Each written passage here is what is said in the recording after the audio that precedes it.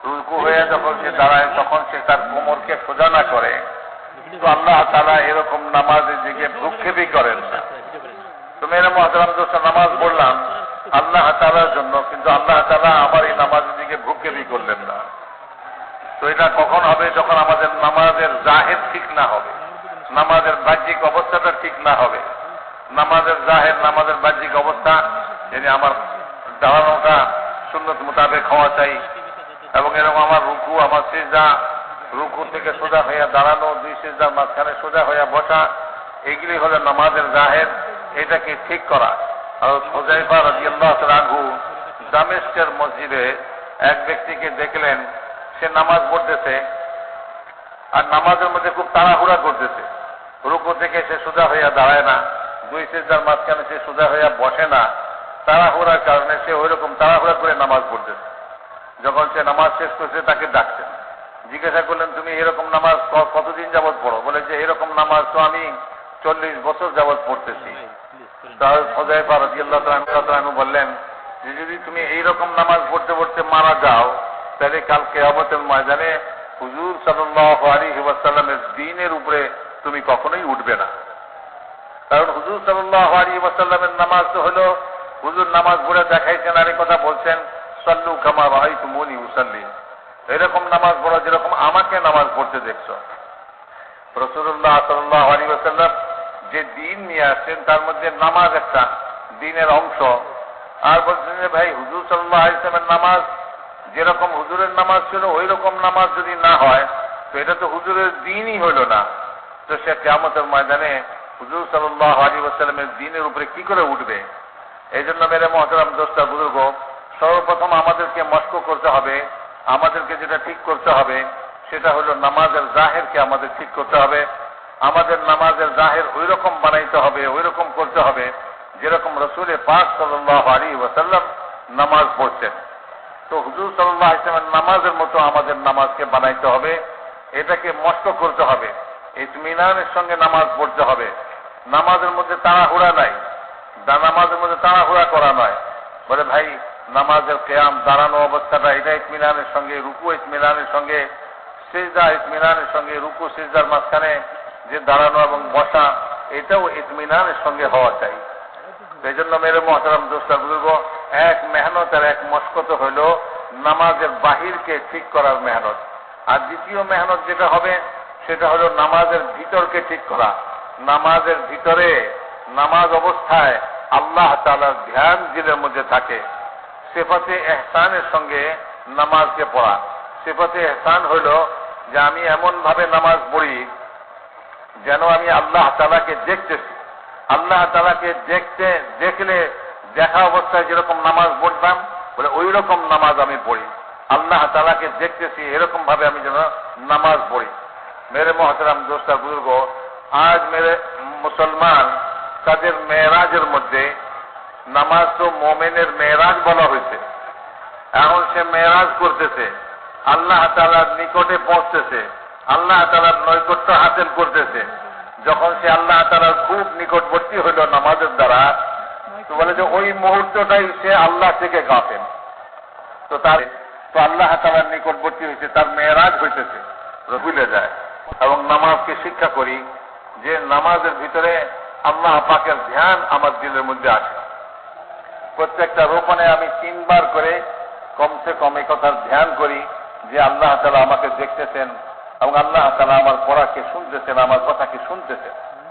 তো এইভাবে মেরে মুহতারাম দোস্ত, নামাজের ভিতরকে ঠিক করা, নামাজের বাহিরকে ঠিক করা, নামাজের ভিতরকে ঠিক করা। যখন নামাজের বাহির ঠিক হয়ে যাবে তো আমাদের সমস্ত কাজ ঠিক হয়ে যাবে, সমস্ত কাজ দুরুস্ত হয়ে যাবে। কারণ নামাজের উপরে, নামাজই এরকম এক আমল যে আমলের দ্বারা মানুষের জিন্দেগির সব আমল ঠিক হয়ে যায়। যে নামাজের বাহির অবস্থাটা, রুকু, সিজদা, কওমা, কিয়াম, জলসা, এই সব জিনিসগুলা হুজুর আকরাম সাল্লাল্লাহু আলাইহি ওয়াসাল্লামের তরিকা মোতাবেক হয়ে যায়। দ্বিতীয় হলো নামাজের ভিতরকে ঠিক করা, যে নামাজের ভিতরে, নামাজরত অবস্থায় আল্লাহ পাকের ধ্যান ছাড়া আর কোনো ধ্যানই না আসে। আর তৃতীয় জিনিস যেটা নামাজের মধ্যে আনতে হবে সেটা হলো, ভাই মেরে মুহতারাম দোস্ত, এই দিল সর্বপ্রথম যায় হলো যে এই সমস্যাটা সমাধান করার জন্য দুনিয়ার কি আসবাব আছে। একজন অসুস্থ হয়ে পড়ছে, সে সর্বপ্রথম চিন্তা করে যে আমি কোন ঔষধ খাবো, কোন ডাক্তারের কাছে যাব, এবং এমনকি চিন্তা করে সর্বপ্রথম নামাজের উপরে ইয়কিন, আমালের উপরে ইয়কিন, বিশ্বাস এই পরিমাণ হওয়া চাই যে আমার যে কোনো সমস্যায়, যে কোনো যে জরুরতে সর্বপ্রথম আমার দিল এই নামাজের দিকে আছে। আমি নামাজ পড়বো সর্বপ্রথম। রাসূল পাক সাল্লাল্লাহু আলাইহি ওয়াসাল্লাম নামাজ ফেরাবে, আর এই নামাজ তোমাকে রুখবে। তো মেরে মুহতারাম দোস্ত, হযরত আব্দুল্লাহ ইবনে আব্বাস রাদিয়াল্লাহু তাআলা আনহু এবং হযরত আব্দুল্লাহ ইবনে মাসউদ রাদিয়াল্লাহু তাআলা আনহু, ওনারা দুইজনেই বলতেছেন এই কথা যে যার নামাজ তাকে অন্যায় কাজ থেকে, অশ্লীল কাজ থেকে এবং যে নামাজের জাহিরকে নষ্ট করে, জাহিরি ভাবে নামাজকে তাড়াহুড়া করে পড়ে, নামাজের কমা, রুকু, সিজদাকে এগুলিকে সে ঠিক করে না, তো নামাজ পুরানো কাপড়ের মতো করে তার মুখের উপরে মেরে দেওয়া হয়। তো মেরে মুহতারাম দোস্ত, যে নামাজ তার মুখের উপরে মেরে, আমাকে এই নামাজের উপরে ইয়কিন হাসিল করতে হবে, বিশ্বাস হাসিল করতে হবে। আর যেরকম টাকা পয়সার উপরে বিশ্বাস, ইয়কিন, দুনিয়া চিজ আসবাবের উপরে আমার ইয়কিন, বলে এই দুনিয়া চিজ আসবাব যদি হয় তাইলে আমার সমস্যার সমাধান হয়ে যায়, আমার কাছে টাকা থাকলে অবশ্যই আমার সমস্যার সমাধান হয়ে যাবে, যে একটা বিশ্বাস আমাদের দুনিয়ার চিজ আসবাব টাকা পয়সার উপরে, বলে এইরকম বিশ্বাস আর ইয়কিন দুনিয়াতে ইলম পর আনে কি আলাইহিস সালাতু ওয়াস সালামও এখন দুনিয়াতে আসেন, তো তারও নাজাত হবে না আমার ইলম ছাড়া। তো মেরে মুহতারাম দোস্ত, হুজুর সাল্লাল্লাহু আলাইহি ওয়াসাল্লাম এই কথা বললেন যে তোমাদেরকে এই ইলম হাসিল করতে হবে। তো উনি বলেন এই কথা যে ভাই, এক ইলম হযরত ওমর রাদিয়াল্লাহু তাআলা আনহু সুন্নাত শরীয়তের পরিপূর্ণ ইলম উনি রাখেন, তারপরেও তিনি তাওরাতের ইলম হাসিল করেছেন। এইটার উপরে এত নারাজ রাসূলুল্লাহ সাল্লাল্লাহু আলাইহি ওয়াসাল্লাম, এত অসন্তুষ্ট হলেন রাসূলুল্লাহ সাল্লাল্লাহু আলাইহি ওয়াসাল্লাম, অথচ উনি শরীয়ত সুন্নতের সব ইলমই ওনার কাছে আছে। তো আমাদের উপরে কিরকম নারাজ আর অসন্তুষ্ট হবেন যে আমরা হুজুর সাল্লাল্লাহু আলাইহি ওয়াসাল্লাম যে ইলম হাসিল আনছেন সেটাকে তো একবারই শিখলাম না, আর দুনিয়ার সমস্ত ইলম বিদ্যা শিখার মধ্যে আমাদের যে জিন্দগি ক্ষয় করে দিলাম। আমরা দুনিয়ার সব বিদ্যা অর্জন করলাম, আর হুজুর সাল্লাল্লাহু আলাইহি ওয়াসাল্লামের আনিত ইলমকে আমরা হাসিল করলাম না। তো হযরত ওমর রাদিয়াল্লাহু তাআলা আনহু হুজুর সাল্লাল্লাহু আলাইহি ওয়াসাল্লামের আনিত সব ইলমকে হাসিল করার পর বাকি ইলম হাসিল করছেন, তাতেই রাসূলুল্লাহ সাল্লাল্লাহু আলাইহি ওয়াসাল্লাম এত নারাজ। আর আমাদের উপরে কি পরিমাণ নারাজ হবেন রাসূলুল্লাহ সাল্লাল্লাহু আলাইহি ওয়াসাল্লাম, যে আমরা তো হুজুরের আনিত ইলম হাসিল করিই নাই। দুনিয়ার সব ইলমকে আমরা হাসিল করছি, দুনিয়ার সব বিদ্যা আমরা অর্জন করছি, কিন্তু আমরা হুজুর সাল্লাল্লাহু আলাইহি ওয়াসাল্লামের আনিত ইলম হাসিল করিনি। তো আমাদের উপরে কি পরিমাণ নারাজ হবেন। একজনের শরীয়ত সুন্নতের সব ইলম হাসিল করে অন্য ইলম দিয়া তার ইলমকে বাড়াই দিয়ে যাচ্ছে, তার উপরে হুজুর নারাজ, আর আমাদের উপরে কি পরিমাণ নারাজ হবে চিন্তা করা দরকার। এই জন্য আমাদের প্রত্যেককে হুজুর সাল্লাল্লাহু আলাইহি ওয়াসাল্লামের আনিত ইলম হাসিল করতে হবে। এবং আমাদেরকে মেরে মুহতারাম দোস্ত বুজুর্গ, হুজুর সাল্লাল্লাহু আলাইহি ওয়াসাল্লামের আনিত ইলম আমাদের বাচ্চাদেরকে শিখাই। আমরা আমাদের ছেলেপেলেদেরকেও ওই ইলম শিক্ষা দেই এবং আমরা নিজেরাও ওই ইলমকে হাসিল করি। এই জন্য বলেন যে ভাই, ইলম তো ভাই দুই রকমের। এক ইলম হলো মাসাইলের ইলম, আরেক ইলম হলো ফাজাইলের ইলম। মাসাইলের ইলম, মাসলা মাসাইল জানা ছাড়া আমল ঠিক হয় না, আমল কবুল হয় না আল্লাহ তাআলার কাছে। আর মেরে মুহতারাম দোস্ত বুজুর্গ, যখন এই ফাজাইলের ইলম বলে এটাও জরুরি যে ফাজাইলের ইলমের দ্বারা আল্লাহ তাআলার কাছে আমল কবুল হবে। এই জন্য বলছে যে তার আমল করার মধ্যে আল্লাহ তাআলার ওয়াদা এইটাকে পাওয়ার আশা করে না, নিয়ত করে না, ইরাদা করে না, তার আমল আল্লাহ তাআলার কাছে কবুল হয় না। ওই আমলের উপরে আল্লাহ তাআলার কোনো ওয়াদা পূরণ হয় না। এই জন্য একদিকে মাসাইলের ইলমকে শিখতে হবে যাতে আমাদের আমল ঠিক হয়ে যায় এবং আমল আল্লাহ তাআলার কাছে কবুল হওয়ার যোগ্য হয়ে যায়। আরেকদিকে মেরে মুহতারাম দোস্ত বুজুর্গ, ফাজাইলের ইলমকেও আমাদেরকে হাসিল করতে হবে, যে এই ফাজাইলের ইলমের দ্বারা আমাদের আমল আল্লাহ তাআলার কাছে কবুল হবে এবং এই ফাজাইলের ধ্যানের সঙ্গে আল্লাহ তাআলা এই আমলের উপরে যে ওয়াদা করছেন এটাকে হাসিল করার নিয়ত করে যখন আমরা ওই আমল করব, তো আল্লাহ তাআলার ওয়াদাও পূরণ হবে। যে একজন আমল করে কিন্তু আল্লাহ তাআলার কাছ থেকে কিছু পাওয়ার আশা করে না, তো সে ওই আমলের দ্বারা আল্লাহর কাছ থেকে কিছুই পাবে না। ওই ব্যক্তি আল্লাহ তাআলার কাছ থেকে পাবে যে আল্লাহ তাআলার হুকুমকে পালন করে আল্লাহ তাআলার কাছ থেকে পাওয়ার আশায়। তো ফাজাইলুল ইলম হলো আল্লাহ তাআলার সমস্ত ওয়াদার ইলম। আল্লাহ তাআলা হুকুম দিচ্ছেন, তার সঙ্গে ওয়াদা করছেন, তুমি নামাজ পড়ো তো এই জিনিস তোমাকে দিব, তুমি জিকির করো তো তুমি এই জিনিস পাবে আমার পক্ষ থেকে, তুমি রোজা রাখো আমার পক্ষ থেকে এই জিনিস পাবে।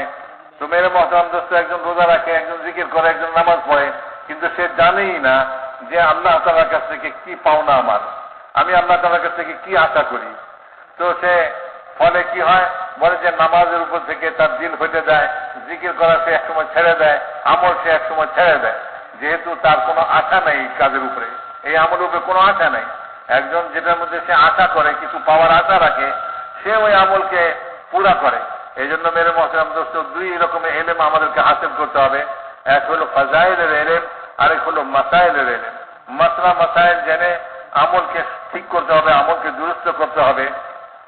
এমনি ভাবে ফাজাইলের ইলমের দ্বারা আল্লাহ তাআলার কাছে আমাদের আমলকে কবুল করায়া ওই আমলের উপরে আল্লাহ তাআলার ওয়াদাকে আমাদের হাসিল করতে হবে, আল্লাহ তাআলার ওয়াদা পূরণ করতে হবে। যখন আমরা ওটার মধ্যে আল্লাহ তাআলার যে ফাজাইল আমাদের সামনে থাকবে, আল্লাহ তাআলার ওয়াদাগুলো আমাদের সামনে থাকবে, তো ওই ধ্যানের সঙ্গে আমি নামাজ আদায় করব, তো এই নামাজের উপরে আল্লাহ তাআলা যে ওয়াদা করছেন সে ওয়াদা আল্লাহ। فضائل کا علم اللہ فضائل ہی اللہ کے وعدے ہیں. ہر عمل کو وعدوں کے یقین پر لانے کے لیے فضائل کی تعلیم ہے.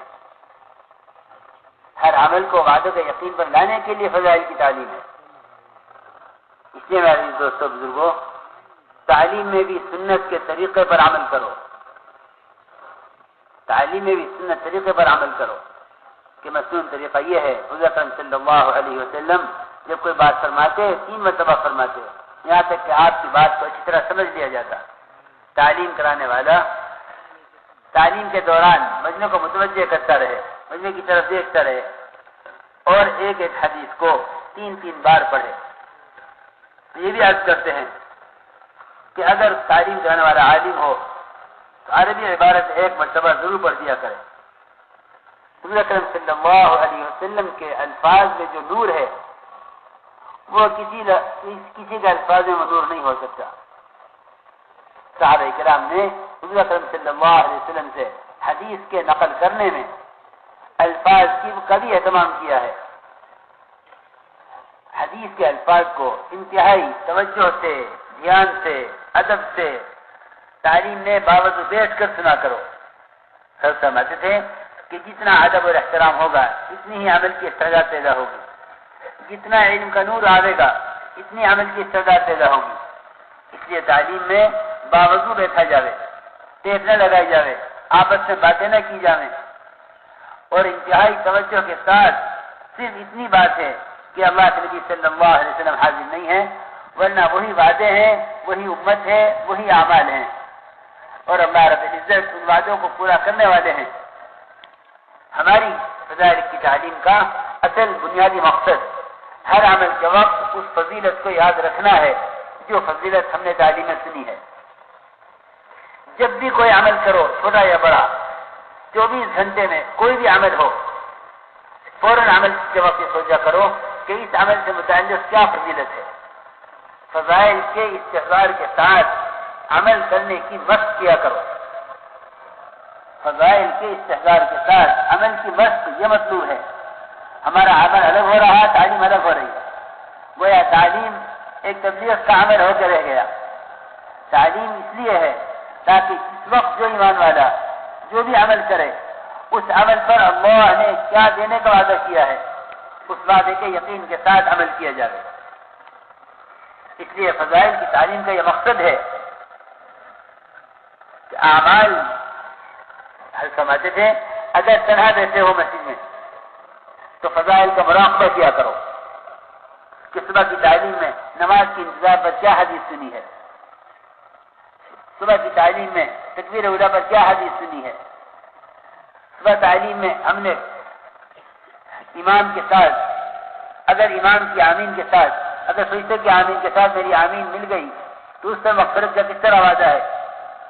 ایک ہر لمحہ ہر قدم پر فضائل کا ہمیں استحضار اور دھیان رکھنا ہوگا. یہ ہے تعلیم کا بنیادی مقصد. تعلیم کے ساتھ ایک محنت بھی ہوگی کہ مسجد میں تعلیم کا عمل جاری ہو اور باہر ملاقاتوں کے ذریعے ہر ایمان والے کو مسجد میں لایا جا رہا ہو. یہ تعلیمی گشت اللہ کے راستے میں نکل کر بھی ہوگا اور یہ تعلیمی گشت اپنے مقام پر بھی ہوگا. دیکھو بہت دھیان سے سنیو. مسجد کی جماعت کا کام یہ ہے کہ وہ مسجد میں اعمال دعوت کرتے ہوئے ملاقاتوں کے ذریعے ہر ایمان والے کو اس کے نقشے سے نکال کر نقد مسجد کے ماحول میں لانے کی نرمی کے ساتھ ترغیب کے ساتھ کوشش کرے. جو مسجد میں آنے سے عذر کرے اس سے کہے کہ پھر مسجد کو کون سا وقت دیں گے. ہر ایمان والے سے مسجد کے لیے وقت چاہیے, ہر ایمان والے سے, کیونکہ اللہ رب العزت نے 100% ایمان والوں کو مسجد کا آباد کرنے والا فرما دیا. ہمیں دعوت ہر ایمان والے کو دینی ہے, ہر فرد کو, ہر ایک کو دعوت دے کے مسجد کے ماحول میں لاؤ. دیکھو تعلیم کا حلقہ مسجد نبوی میں ہو رہا تھا اور ابو ہریرہ رضی اللہ تعالیٰ عنہ مدینے کے بازار میں گشت کر رہے تھے.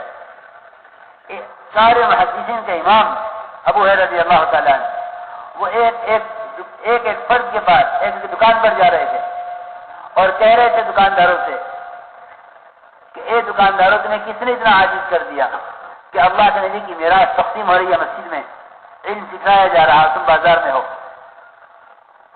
اس لیے ہمیں گشتوں کے ذریعے ہمارا گشت اس لیے ہوگا تعلیمی گشت کہ میرے اس گشت سے میرے دل میں اللہ کے وعدوں کا یقین پیدا ہو. گشت ہم بے شک دوسروں پہ کریں گے, ملاقاتیں کریں گے مسجد کے ماحول میں لانے کے لیے, لیکن یہ ہمارا جو گشت ہے خود اپنے دل کے اندر اللہ کے ان وعدوں کا یقین پیدا کرنے کے لیے ہے جو مسجد میں فضائل کی تعلیم میں سنائے جا رہے ہیں. اس طرح ہمیں اللہ کے راستے میں نکل کر صبح شام دونوں وقت فضائل سے تعلیم کرنی ہوگی. اور دیکھو میرے دوستوں عزیزوں, 6 نمبروں کو سمجھنے کے لیے, حدیث کی روشنی میں سیکھنے کے لیے منتخب احادیث کا پڑھنا بھی انتہائی ضروری ہے. اس دونوں کتابوں کا ہم پورا اہتمام کریں.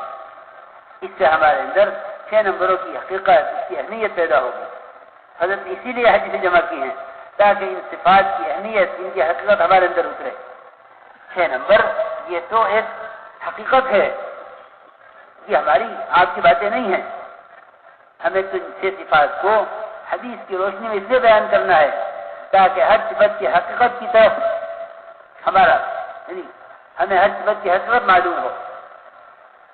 جو اکرم صلی اللہ علیہ وسلم نے ایمان سے لے کر دین کی محنت تک ان تمام صفات کی حقیقت کو حدیث سے بیان فرمایا ہے.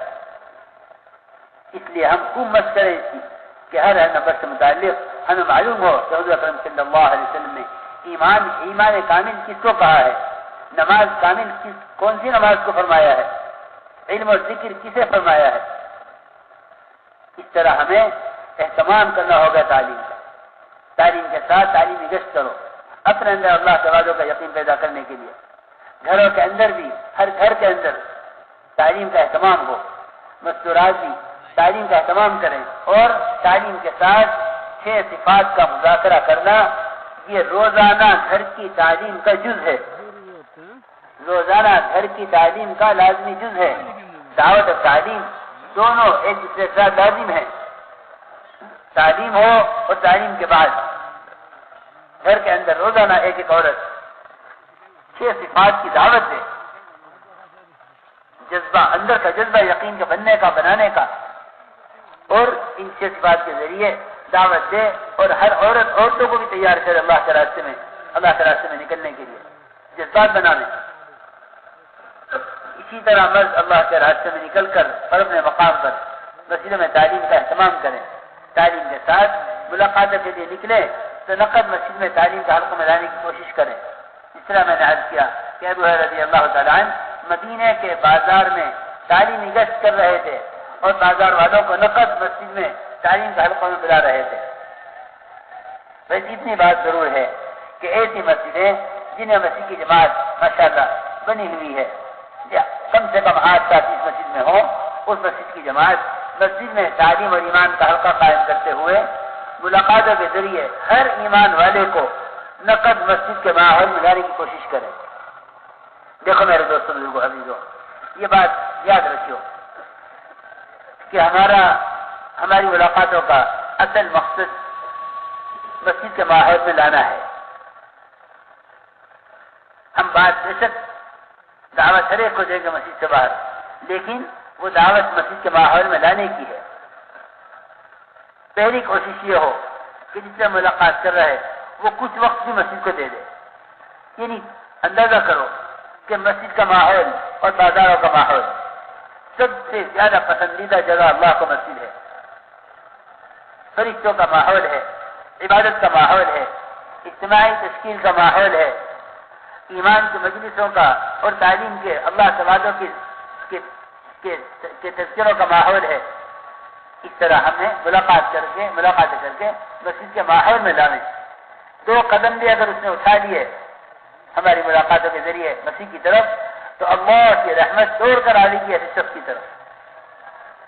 مولانا صاحب فرماتے تھے کہ تم نے اگر 2 قدم بھی اس کی جگہ سے چلا دیا تو یہ 2 قدم اس سے اللہ کی طرف اٹھ گئے.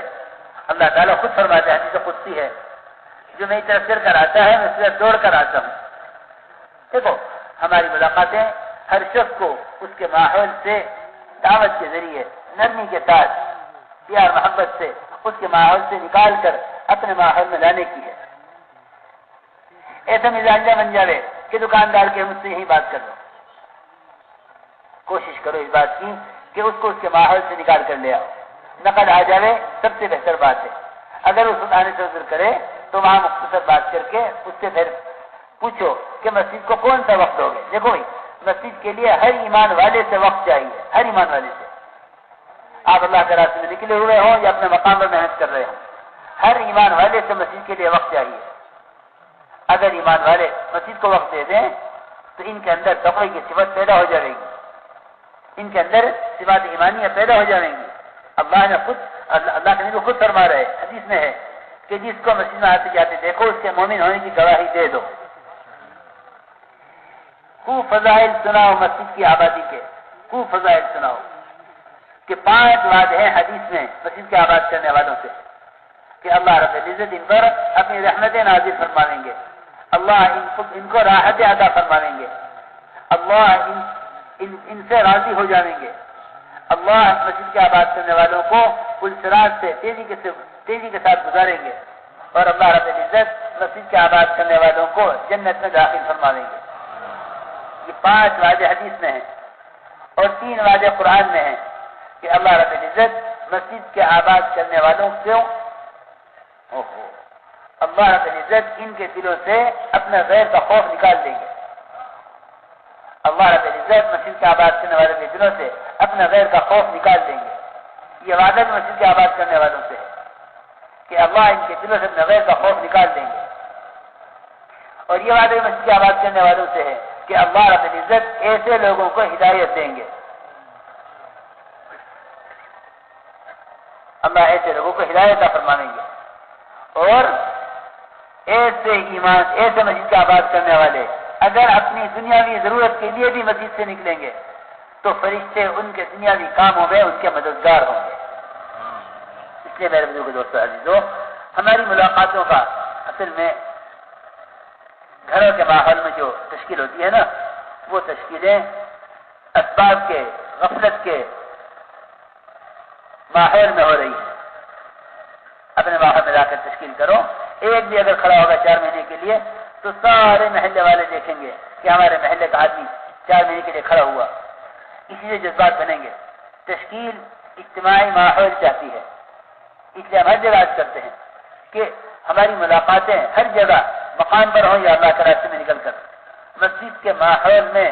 ہماری ملاقاتیں مسجد کے ماحول میں لانے کے لیے ہیں کہ ایمان والوں کو ان کے ماحول سے نکالو دعوت کے ذریعے، اور مسجد کے ماحول میں لا کر یہاں ایمان کے مجلس میں خوب بٹھا کر غیر کے تذکرے کے سامنے کرو، اور تعلیم کے حلقوں میں بٹھا کر خوب اللہ کے وعدے سناؤ، اور مسجد کے ماحول میں لا کر یعنی زندگی کے رخ بدلنے کی تشکیلیں کرو. 4 مہینے کے لیے بھی تیار کرو، کم سے کم چلے کے لیے بھی تیار کرو. اس پر بھی آمادہ نہ ہو، کم سے کم 6 روزے کے لیے تیار کر لو. اتنی بات تو ضروری ہے کہ جو مسجد میں آ جاوے उसको अपने साथियों के साथ उसी से मुलाकातें करवाओ और दावत दिलवाओ। नए नए साथियों को दावत देना और नए नए साथियों को अल्लाह के रास्ते में लेकर निकलना, ये हर मस्जिद की जमात का काम है। अपने काम के अपनी दावत में उसर पैदा करो। देखो भाई, हुज़ूर अकरम सल्लल्लाहु अलैहि वसल्लम किसी इंसान का दर्जा इससे कम नहीं समझते थे कि आप उसको दावत दें। इसलिए हमारे यहाँ दावत में उमूमियत है। मस्जिद की जमात न जमात में निकल जावे, मस्जिद की जमात का हर फर्द अपने साथ नए 10 साथियों को तैयार करे, अपने साथ नए नए साथियों को तैयार करे से रोजा के लिए। इस तरह देखो हर ईमान वाले को हमें दावत पर लाना है, हर ईमान वाले को। इसलिए हमारी गश्तों का, हमारी मुलाकातों का मकसद मस्जिद के माहौल में लाना है ताकि तश्कील का इज्तिमाई माहौल कायम हो। তো মেরে মোহতারাম দোস্ত বুজুর্গ বলেন যে এটার দ্বারা উদ্দেশ্য হলো যে ভাই আমলের উপরে আমাদের ইয়াকিন পয়দা হয়ে যায়। এই এলেমের দ্বারা আমলের উপরে ইয়াকিন পয়দা করা উদ্দেশ্য। এই জন্য মেরে মোহতারাম দোস্ত এই এলেমের জন্য তালিমের হালকা কায়েম করতে হবে। আমরা আল্লাহর রাস্তায় যেতেছি, তো আল্লাহর রাস্তায় যেখানে আমরা আল্লাহর রাস্তায় যাব ভাই সেখানে তালিমের হালকা কায়েম করব, তালিমের মধ্যে বসবো। তো এই তালিমের হালকাটাও তালিমের মজলিসগুলিও সুন্নত মোতাবেক হওয়া চাই। এরকম না যে ভাই যেমন তেমন করে বসলাম, বলে না তালিমের হালকাও সুন্নত মোতাবেক সুন্নত অনুযায়ী হওয়া চাই। বলেন যে ভাই রাসূলুল্লাহ সাল্লাল্লাহু আলাইহি ওয়াসাল্লাম যখন কথা বলতেন তো এক একটা কথাকে 3 বার করে দোহরাইতেন। জরুরি কথা, খুব গুরুত্বপূর্ণ কথা, তো এটাকে 3 বার করে দোহরাইয়ে বলতেন যাতে শুননেওয়ালারা সবাই যেন বুঝে নেয় বিষয়টা। তেমনি ভাবে আমরা যখন তালিমের হালকায় বসবো তো এখানেও মেরে মহতারাম দোস্ত বুজুর্গ যে এক একটা হাদিসকে 3 বার করে পড়ি। কারণ আমাদের কাছে তো রাসূলুল্লাহ সাল্লাল্লাহু আলাইহি ওয়াসাল্লামের এক একটা হাদিস আমাদের জন্য দুনিয়ার ভিতরে যা আছে তার চেয়ে বেশি গুরুত্ব রাখে এবং তার চেয়ে বেশি মূল্য রাখে।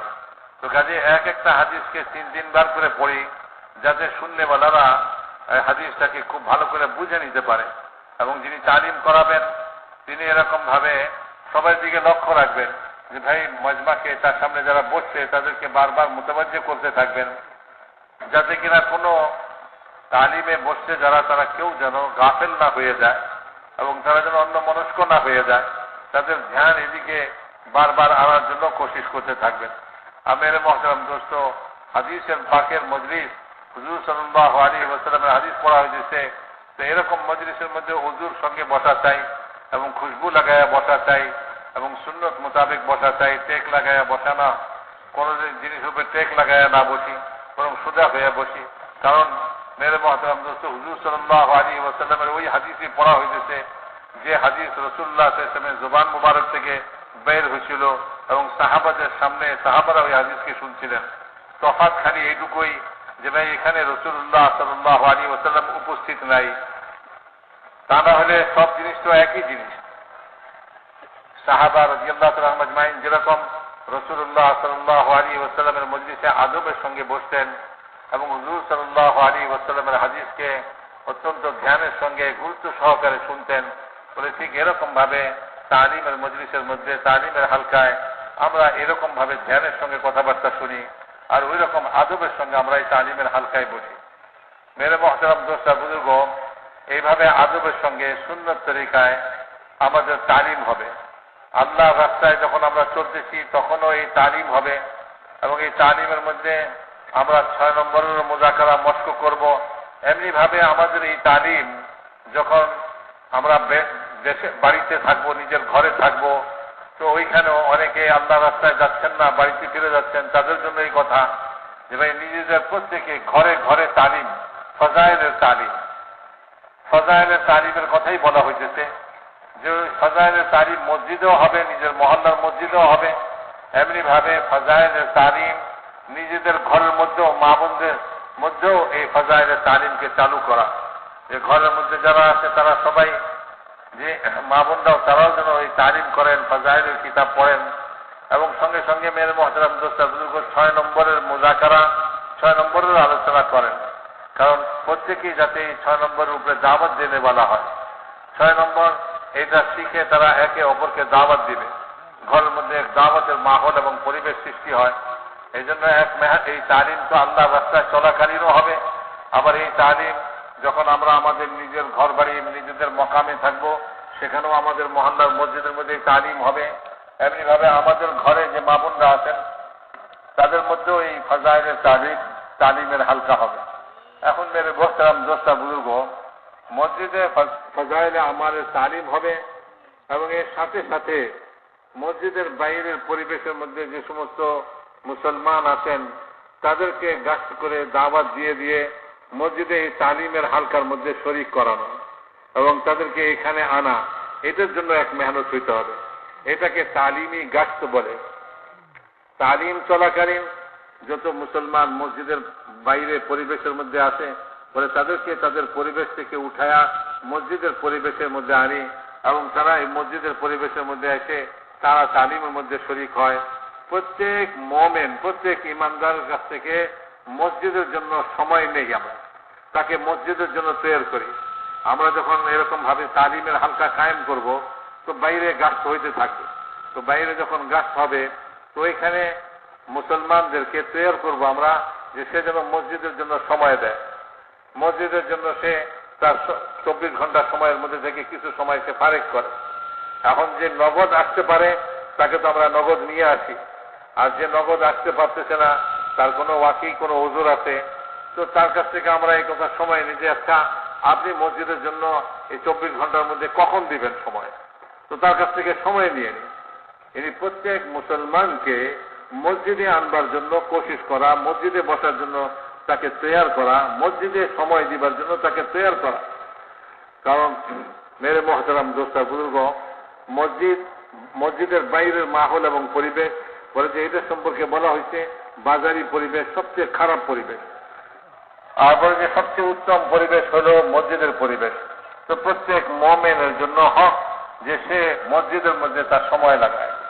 এই জন্য বলে যে ভাই তালিমের হালকা যখন হবে, আমরা আল্লাহ রাস্তায় চলতেছি, তালিমের হালকা আমরা শুরু করছি মসজিদে, তো আমাদের মধ্যে থেকে দুই চার সাথীকে এরকম ভাবে দুজন করে জমাত বানায় দিই, তারা মসজিদের বাইরে যে সমস্ত মুসলমান আছে তাদেরকে খোসামত করে তাদেরকে তৈরি করে মসজিদে আনার জন্য কোশিশ করবে।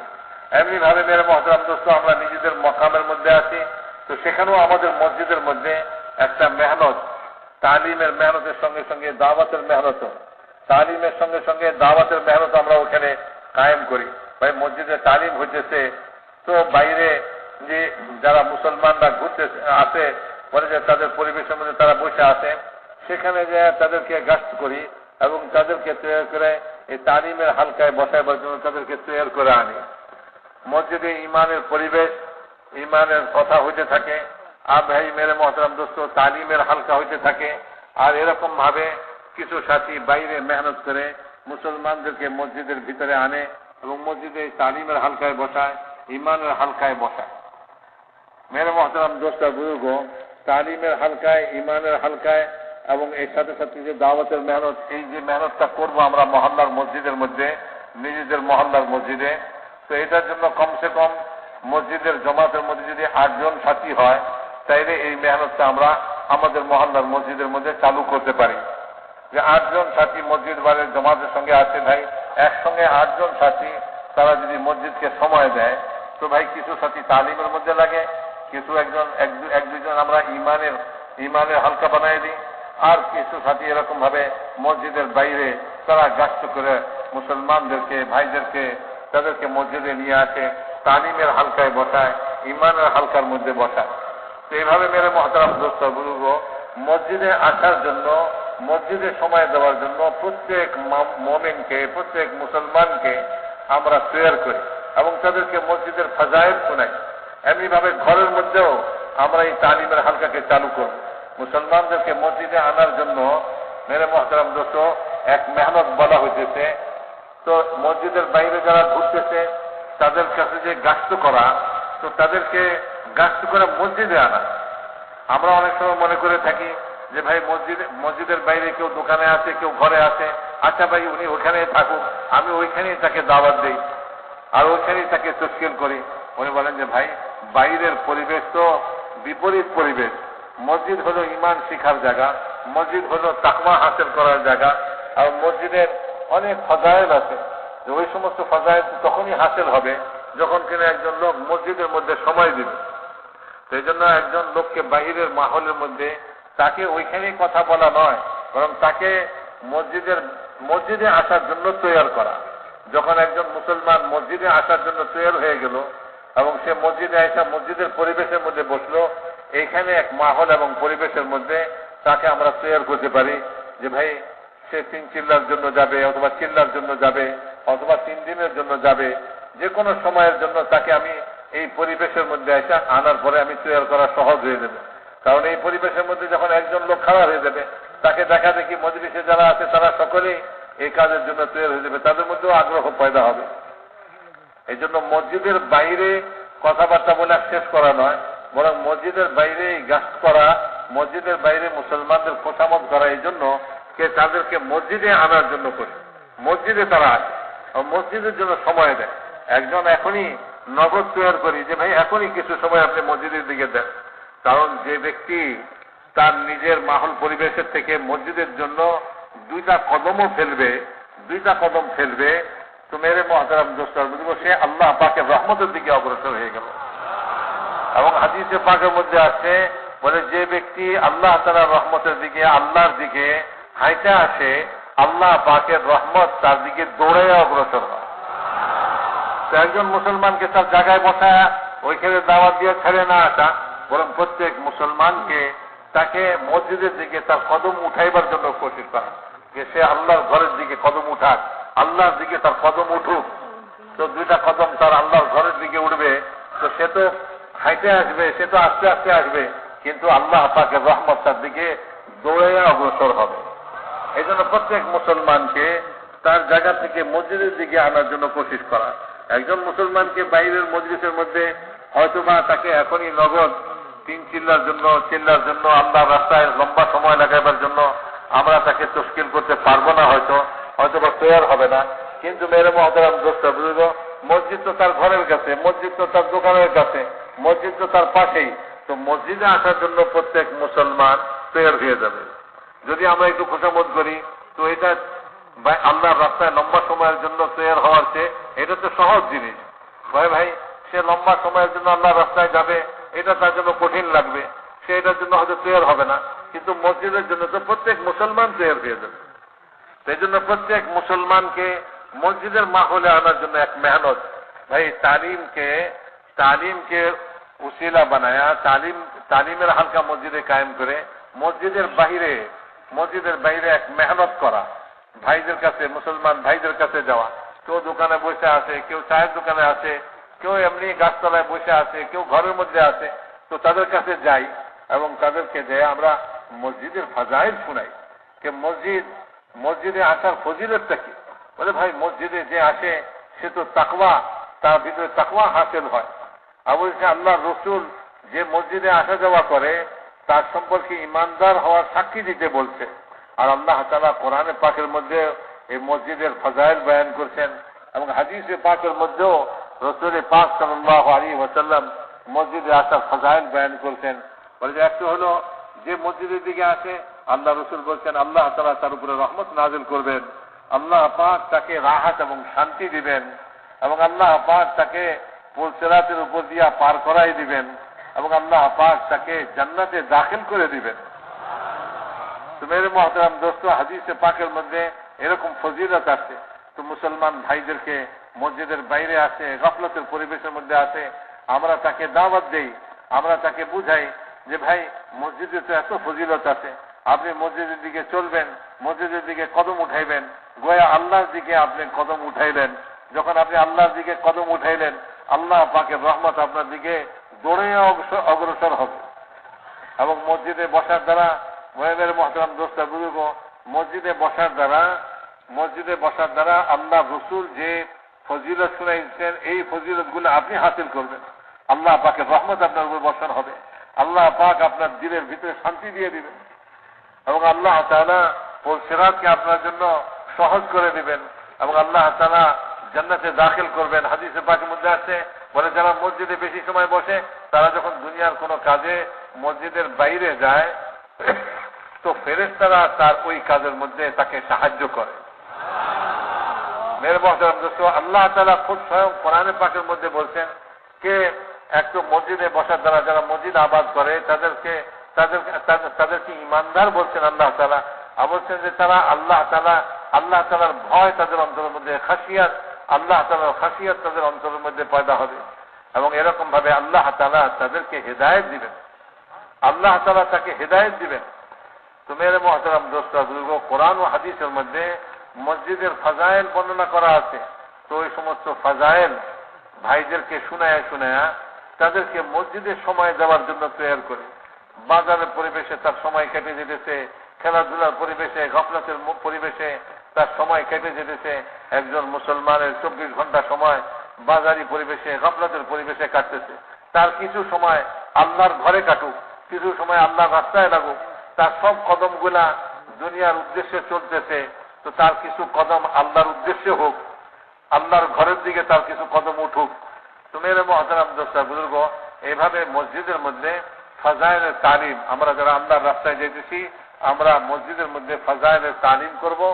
এই ফাজাইলের তালিমে খুব ধ্যানের সঙ্গে কথাবার্তা শুনি।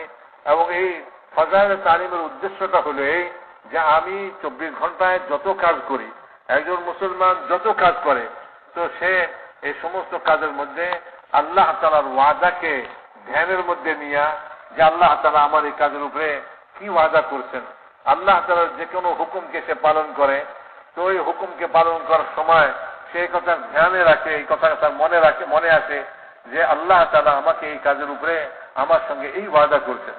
যেমন একজন মসজিদে বসে আছে, নিরিবিলি এক সময় সে যা তালিমের হালকায় শুনছে এটাকে সে চিন্তা করে, এবং চিন্তা করে করে এটাকে সে দিলের মধ্যে জমায়ে নেয়। যখন সে আমল করবে, মৌলানা ইলিয়াস সাহেব রহমাতুল্লাহ আলাইহি বলছেন যে ভাই, যখন কোনো আমল করো তো সেই আমলকে ওই ফাজাইলের চিন্তা এবং ফাজাইলের ধ্যানে করো, যে এই আমলের উপরে আল্লাহ তাআলা কি ওয়াদা করছেন, এটাকে তুমি স্মরণ করে তুমি ওই আমলটার মধ্যে লাগো। একজন মসজিদের মধ্যে বসে আছে নামাজের অপেক্ষায়, তো তার জন্য আল্লাহ তাআলার কি ওয়াদা, যে ভাই যতক্ষণ নামাজের অপেক্ষায় থাকবে ততক্ষণ তার আমল নামায় নামাজের স্বভাব লেখা হইতে থাকবে।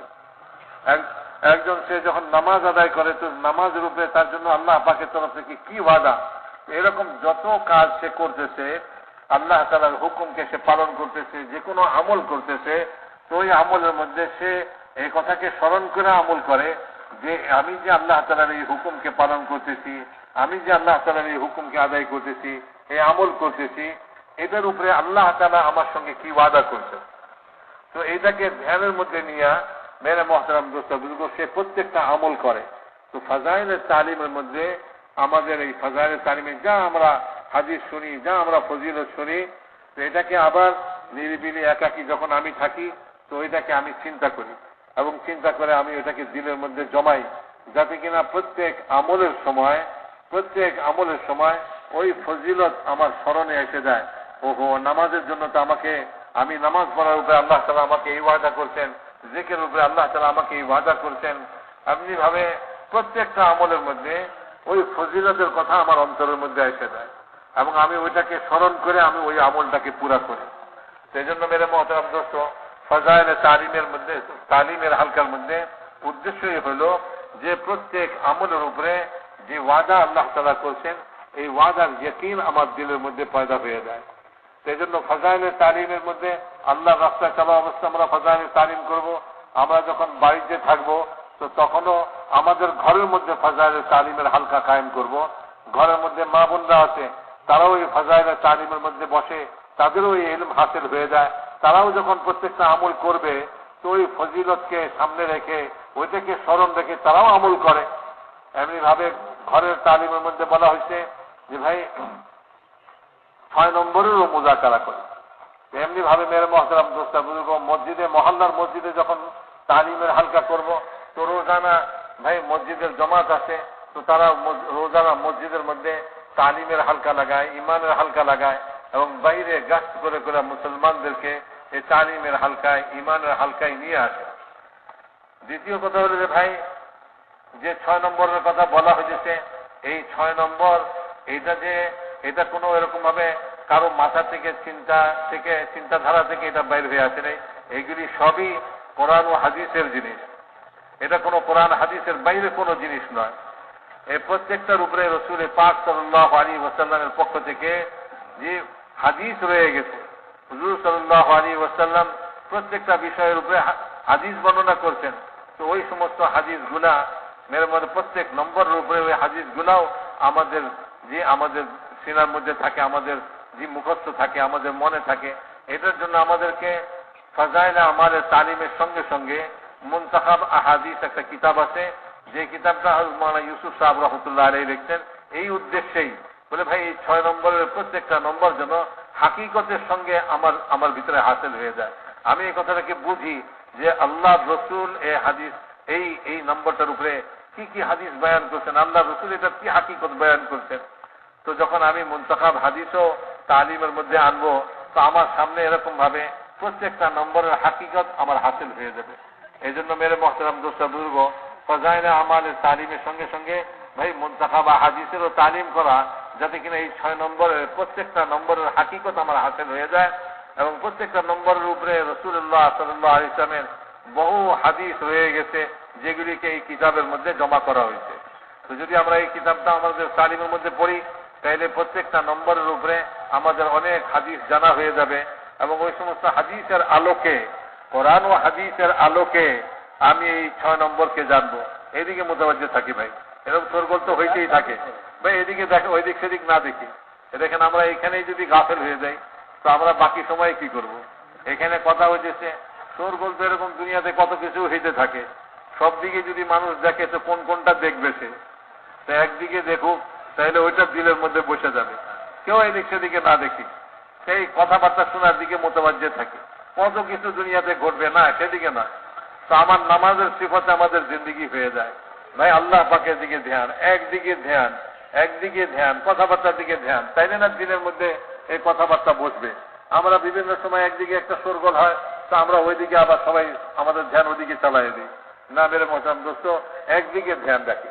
তো বলা হয়েছে যে ভাই, যে ফাজাইলের তালিম, এটার সঙ্গে সঙ্গে আমরা মুনতাখাব হাদিসের তালিমও করি, যাতে কিনা প্রত্যেকটা 6 নম্বরের প্রত্যেকটা নম্বর তার হাকিকত সহকারে আমরা হাসিল করি। এবং কোরআন ও হাদিসের আলোকে আমরা এই 6 নম্বরকে বুঝি যে আল্লাহ রসুল ইমানের উপরে কি কি হাদিস বয়ান করছেন, কি কি কথা বলছেন, নামাজের উপরে কি কি কথা বলছেন, এবং ইলমের নম্বরের উপরে কি কি হাদিস রসুল পাক সাল্লাল্লাহু আলাইহি ওয়াসাল্লাম ইরশাদ করছেন। তো এইগুলি সব আমার সামনে থাকবে। এই জন্য মেরে মোহতারাম দোস্ত, একটু ফাজাইলের তালিম করা, সঙ্গে সঙ্গে মুনতাখাব হাদিসেরও তালিম করা, আর এই তালিমের দ্বারা ফাজাইলের ইলম আমার ভিতরে হাসিল হয়ে যায়, যাতে কিনা আমি প্রত্যেকটা আমলকে ফাজাইলের ধ্যানের সঙ্গে, আল্লাহ পাকের ওয়াদার ধ্যানের সঙ্গে আমি প্রত্যেকটা আমলকে করি। প্রত্যেকটা আমল আল্লাহ তাআলার কাছ থেকে পাওয়ার জন্যই, এমনি নয় যে ভাই এই সমস্ত আমলের কোনো প্রতিদান নাই, আর এটার মধ্যে কোনো চাওয়া পাওয়াও কিছু নেই, এমনিই নয়। আল্লাহ তাআলা প্রত্যেকটা হুকুম, প্রত্যেকটা কাজ, তার উপরে আল্লাহ তাআলার ওয়াদা রয়েছে। তা আমি ওই ওয়াদাকে পাওয়ার আশা নিয়ে আমি প্রত্যেকটা আমল করব। এটা তখনই হবে যখন আমরা ফাজাইলের তালিমের মধ্যে বসবো, এবং এই ফাজাইলের তালিমের মধ্যে আদবের সঙ্গে ইলমের নূর আমার দিলের ভিতরে ঢুকে, ইলমের নূর আমার দিলের মধ্যে হাসিল হয়ে যায়, যখন কিনা আমি ফাজাইলের তালিমের মধ্যে ধ্যানের সঙ্গে আদবের সঙ্গে বসবো। असल जिक्र अल्लाह का ध्यान है। असल में अंदर की गफलत को तोड़ने के लिए अल्लाह का जिक्र है। जितनी गुनाह और बुराइयां इंसान के अंदर से निकलती हैं, वो सिर्फ अंदर की गफलत की वजह से है। और जितनी नेकियां और नेक अमाल इंसान करता है, वो अंदर के अल्लाह के ध्यान की वजह से करता है। अंदर की गफलत को तोड़ने के लिए अल्लाह का जिक्र है। देखो, जिक्र बावजू किया, हम जिक्र बावजू करें, जिक्र के लिए वजू करें, तन्हाई का कोना तलाश करें, अल्लाह का ध्यान जमा कर एक तस्बीह तीसरे कलमे की, सुभान अल्लाह, अल्हम्दुलिल्लाह, ला इलाहा इल्लल्लाह, अल्लाहु अकबर, वला हौला वला कुव्वता इल्ला बिल्लाहिल अलिय्यिल अज़ीम।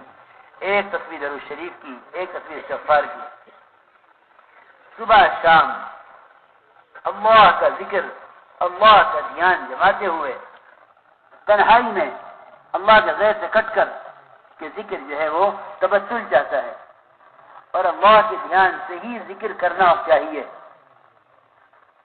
हम बातें करते करते तस्बीह पूरी कर लेते हैं, चलते चलते तस्बीह पूरी कर लेते हैं। मेरे बुजुर्गों दोस्तों अजीजों, عدد پورا ہونا اصل نہیں ہے. اللہ کا دھیان پیدا کرنا اصل ہے.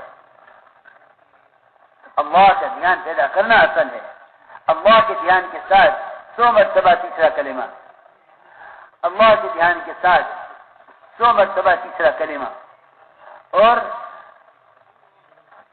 محمد صلی اللہ علیہ وسلم کے جو احسانات ہم پر ہیں ان احسانات کا کو تصور کرتے ہوئے درود شریف پڑھنا کہ اے اللہ تو ہی محمد صلی اللہ علیہ وسلم پر ایسی رحمت نازل فرما جیسے ان پر رحمتوں کے نازل ہونے کا حق ہے, اور اپنے گناہوں پر ندامت اور توبہ اور اللہ کے سامنے شرمندگی کے ساتھ استغفار کرنے کا اہتمام. ذکر تو اپنے گناہوں پر ندامت کے ساتھ استغفار کرنا ہے, یعنی اللہ کو اس کی صفت غفاری سے یاد رکھنا. اس لیے میرے بزرگ دوستوں عزیزو, دیکھو اللہ کے دھیان سے ذکر کرنے کی مشق کریں. عیسیٰ علیہ السلام فرماتے تھے کہ جب ذکر کرو تو زبان کو دل کے تابع کرو. ایسا فرماتے تھے اللہ کے دھیان کے بغیر ذکر کرنا غفلت پیدا کرتا ہے, سستی پیدا کرتا ہے. اللہ کے دھیان کے بغیر ذکر کرنا اندر سستی پیدا کرتا ہے, کیونکہ اللہ کا دھیان اندر کی غفلت کو توڑنے کے لیے ہے. اگر اللہ کا ذکر اللہ کے دھیان کے بغیر کیا گیا تو اندر کی غفلت نہیں ٹوٹے گی. ہم اسی غفلت کے ساتھ چند اعمال کر لینے کو کافی سمجھیں گے. ذکر تو اللہ کے دھیان سے اللہ کی ذات کے ساتھ تعلق پیدا کرنے کے لیے ہے. اس لیے ذکر ہم باوضو کریں, تنہائی کا کونا تلاش کریں, اور سب سے کٹ کر اللہ کے ساتھ تنہا ہو کر ذکر کریں. حکم اسی کا ہے وذکر اسم ربک وتبتل الیہ تبتیلا, کہ پوری طرح اللہ کے غیر سے کٹ کر اللہ کا ذکر کریں. اصل میں 24 گھنٹے اللہ کا دھیان جمانا مقصود ہے ذکر سے. اس لیے حضرت عمر رضی اللہ عنہ فرماتے تھے کہ جو اللہ کی اطاعت کرے وہ ذاکر ہے, ہر اطاعت کرنے والا ذاکر ہے. اس لیے ساری نیکیاں اللہ کے دھیان کی وجہ سے ہیں اور سارے گناہ اللہ سے غفلت کی وجہ سے ہیں. اللہ کو یاد رکھنا اصل ہے. ہم اللہ کو یاد رکھنے کے لیے اللہ کا ذکر اللہ کے دھیان سے کرنے کی خوب مشق کریں, اللہ کے راستے میں نکل کر بھی اور اپنے مقام پر بھی. تو میرے محترم دوست بزرگوں, আল্লাহ পাকের জিকির এটা হলো আল্লাহর গাফলাতকে দূর করার জন্য এবং আল্লাহ পাকের ধ্যানকে পয়দা করার জন্য. জিকিরের আসল উদ্দেশ্যই হলো আল্লাহ পাকের ধ্যান দিলের মধ্যে পয়দা হয়ে যায় আর গাফলাত দূর হয়ে যায়. দিলের ভিতর থেকে অমনোযোগিতা আর গাফলাত বেধ্যানি এগুলি দূর হয়ে যায়.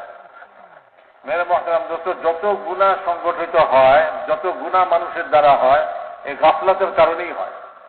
মানুষ আল্লাহ থেকে গাফেল, এই জন্যই তার দ্বারা গুনাহ হয়. আবার যত নেক আমল মানুষ করে, এই সমস্ত নেক আমলগুলা আল্লাহ পাকের ধ্যানের কারণেই করে, আল্লাহ পাকের স্মরণেই করে. আল্লাহ স্মরণ আছে সেজন্য সে নেক আমল করে.